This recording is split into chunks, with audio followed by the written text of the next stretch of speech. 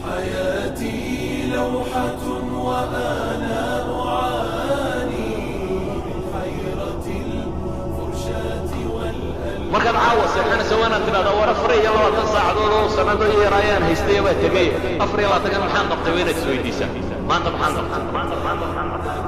ليس في معاني من ذا يداوي حيرتي ويدلني كيما أرى بين الخطوط مكاني. u baahannahay tarbiya tiro badan oo asalku ah mujaahada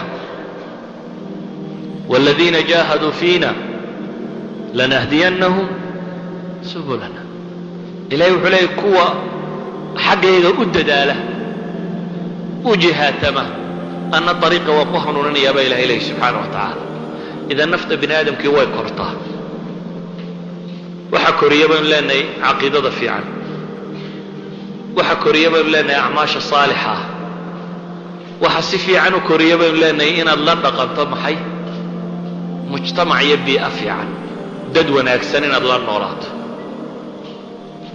ويا أصحاب طحون الشركة هذا الله نغطه قف عيب بدن هذا تراعده وادب متشر بدن هذا تراعده وادب متصلاة كتجا هذا تراعده وادب وين النقطات بيئة يا environment كوجو حيراني بيئة خير له بيئة في عن بيئة في عن وحلقة فائدة ما أنت هذا تقول دالنت هاي ولا شاذا كله أي نشيطة قفك بني آدم كي مركز طبعا ما في فرعونة مرمر بدر النفط عاجز تأمد داشة بجرته لكن ولا شيء في فرعوني مركز كله شوكته إذا قعدت كقبنا سهرك وغادسة ما أنت يدو داشة هذا قعدت قبنيه dadku khayrku isku gargaarsada idan qofku inuu majaalis alkhayr u yimaado meelaha khayrka lagu hayo uu xaadiro dhulka wanaagga lagu hayo uu tago waxay noqonaysaa naftiisu inay korayso kobcayso wazaad wasahay naftu ay u baahantay kaliya haddaad socoto waa daali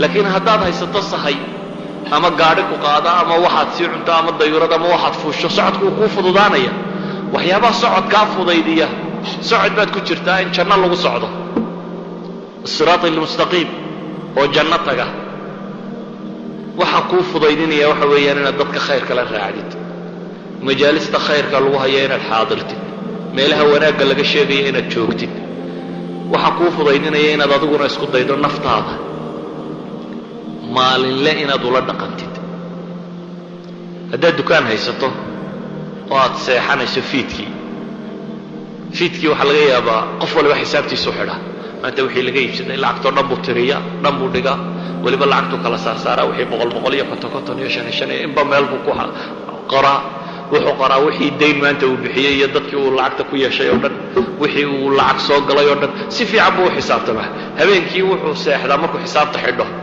isagoo garanaya wuxuu faa'iiday wuxuu khasaaray waxa dayn uga maqan waxaasi oo dhan waxaad xisaabinayso dhan waa raasamaalkii dunawiga ahaa bal ka waran raasamaalkaagii dhammaayay cimriga ahaana nolosha gebigeedaba waxaad ku leedahay waa sanadahan yar aad jirto ee 60 50 40 70 waa intaa raasamaalkaad haysataa hantida aad rogrogaysaa waa 70 sannadood ama waa 60 sannadood ama waa 50 sannadood kontonkii sano waa inay ku xisaabsanaadaan markaad caawa seexanayso waa inaad tidhahdaa war 24 saacadood oo sanado iyo raayaan haystay baa tagay 24 maxaan qabtay waa inaad isweydiisaa maanta maxaan qabtay 5 salaadood waan tukaday intii kale xagee ku baxday maxaa ii kordhay aakhiradaydii maxaan dhisay maxaan dambi iga dhacay haddaad si fiican u xisaabtanto habeen walba markaad seexanayso waxaad garan lahayd aroorta dambe waxaad ku kaakacayso iyo meeshaad u kacayso waayo cimrigu waa wax yar naf iyo shaytaan baa ku odhanaya waa wakhti badan baa ku hadhay iska noolow waa maalmo qofka imika 5 jirka maraya ka 6 jirka maraya labaduba nolosha way la yarta way gebigeeda maalmo ah maalmahaasi waxay u baahan inaad si wanaagsan ugu xisaabtantid wixii ka tagay waxa ku hadhay inaad is weydiiso warta caawa hadday baxdaba soo noqon weydo maxaa kala ah ilaan ilaahay baa quraanka wuxuu ku leeyahay nafta markay jiifsato waan qabanaaba ilaahay dabeetana waxa la yidhi tii waqtigee wax u hadhayna waa la soo daayaa tii kalena waa la hayaa. inay adiga tallahaynaya tahay iyo inay tala soo daynaya tahay ma kala hogtid. ha iskaga talagelin inaad aroorta soo kici doonto. in badan baa intay seexataan aroortii dib u soo toosin. wax waliba way dhici karaan. sidaadaad isaga baktiyi kartaa, sidaadaa gurigu kuugu dumi karaa, sidaadaa xabad seeraaro meelaha ka soo dhacda kugu dhici kartaa, sidaadaa danab dusha kaga dhici karaa gurigiinna, sidaaday wax waliba waa dumi karaa, sidaadaad isaga dhiman kartaa. idan waxaa inaad ku xisaabtantaa warta caawa hadday dhammaato taadii maxaa kaa horeeya. qofku hadduu muraaqaba samaynayo oo wax kasta uu samaynayo uu ilaahay ka dhex arkayo subxaana wa tacaala, hadduu xisaabtamayo oo noloshiisao dhan xisaabinayo, hadduu dadaalayo oo uu leeyahay arday markaa aad wax dhiganayso sanad walba waxaad is leedahay shahaada soo qaata. shahaada yaraad sheegaysaa waa maxay? waxaad ku xisaabtamaysaa waxa 4 sanaa soo dhameey, 5 sanaa soo dhameey, 12 sanaa soo dhameey, 4 jaamacadaan soo dhameey. waxaad xisaabinaysaa wixii aad dhamaysay. qofka muslimka waa inuu ku xisaabtamo war naftan intaad korisay. sanadkii hore 5 salaadood unbay tukan jirtay, imika halkay maraysaa? ma ku dartay sunankii oo dhan? sanadkii hore sunanka rawaatibta iyabay ka adkayd iyo salaadaha imika tahajudkii ma raacisay sanadka dambe? waa inaad xisaabtantaa. waa inaad isweydiisaa war ramadaan tan soo socota maxaan kordhin doonaa talow? maxaan ku kordhiyaa nafta? waa in shahaadada kuu kordhaa. aad aakhira ilaahay la hor tagtid oo tidhaha ilahu inta baan adiga dartaa u soo sameeyey.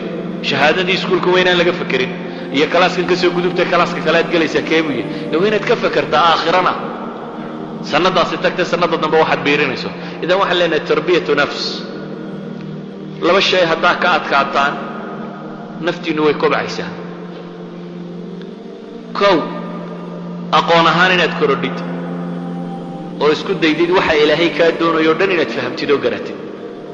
2, dhaqan ahaan inaad korodhid oo isku daydid shalaydaada iyo maantaadu inaanu isku mid kuu noqonin. shalay halkii aad joogtay inaad ku tala gasho maanta inaad ka ruqaansato, hore uga sikatid, hore uga dheeraysid oo aanad halkii shalay joogin. hadduu qofka muslimkii sidaa uu fakerayo oo horumarka uu ku fakerayo uu guulaysanayo.